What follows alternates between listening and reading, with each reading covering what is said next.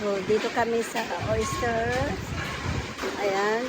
Tignan nyo yung, pakita ko yung oyster kung ano yung ginagawa nila. Dito sa Canada, kapag nag-harvest sila ng oyster or yung talaba, maraming mga proseso ang ginagawa nila. Nilalagay nila dyan sa mga machine at mayroong tinatawag nilang picture, yung pinipicturean nila yung yung kalaki ng oyster, kung ano yung dapat ilagay doon sa machine na lilinisin or yung ibabalik nila doon sa tubig. So, ganyan po in-explain itong lalaki na to, na ganito ang process ng oyster or talaba dito sa Canada. Marami po silang ginagawa para masigurado na ang mga oyster na ito ay malinis at wala pong mga bakterya. Kaya yan po ang ini-explain ng lalaking ito dito sa pinapanood ninyo na video. So ayan po yung mga machine na nandyan para hinihiwalay din yung mga malalaki na pwede ng kainin. So, nakikita namin na talagang malinis talaga. Natanggal yung mga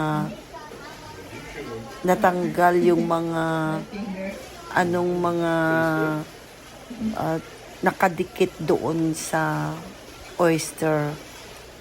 So, yan po, yung kagaya yun, ayun po, yan, pinapakita niya yung mga tama lang na pwede nang kainin or pwede nang i-harvest. Ayan. Pero yung maliliit nga na sinasabi nila dito ay ibabalik nila doon sa tubig. Ayan. Ayun po yung nilalagay nila doon para mailagay doon sa mga boxes. At ngayon mga kaibigan ay pupunta kami doon sa pwede nang ituro nila kung paano magbukas ng oyster.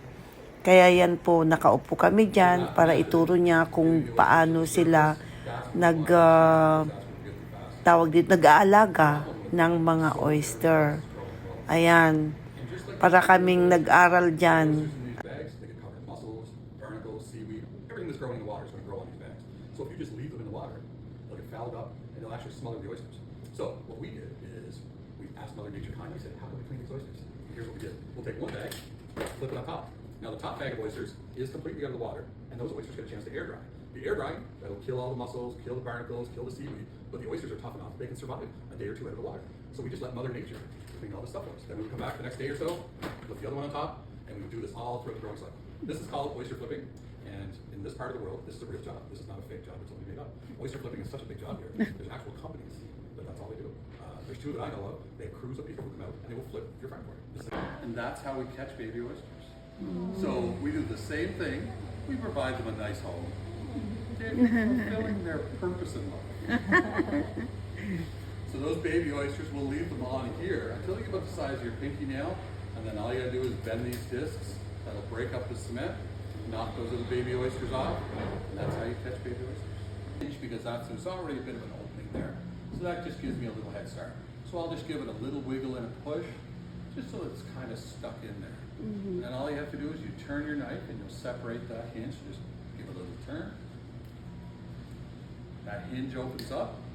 Now, the only thing holding that oyster together, that muscle that we talked about, that adductor muscle, it's connected to the top shell and the bottom shell. So to get rid of the one on the top, you just slide your knife along, cut that off. Oh, look at that.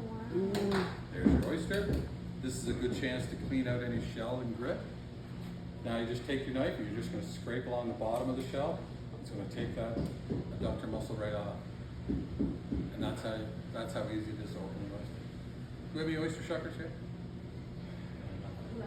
They're all that easy, aren't they? No, I don't think so. I hope. They're pretty I easy. usually get my dad to do it for me.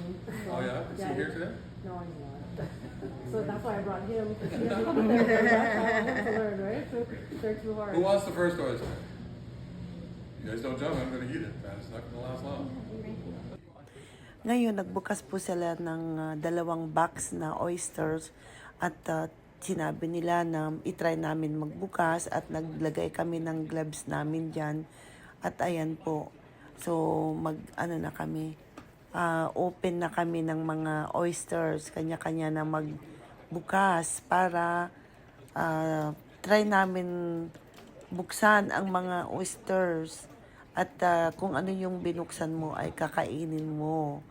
Ayan na po. At nandyan yung anak ko at yung pamangkin ko na itry din nila magbukas. Actually, yung pamangkin ko dyan ay first time na makatikim ng oyster. No choice. Nakainin niya talaga yung buksan niya kasi talagang yun ang ang sinabi nila kung ano yung bubuksan mo, kakainin mo. Ayan, para matuto magbukas ng oysters. Yung anak ko din nandun din. Safe naman kasi may gloves kami. Kailangan may gloves. Ayan po, nagbubukas kami.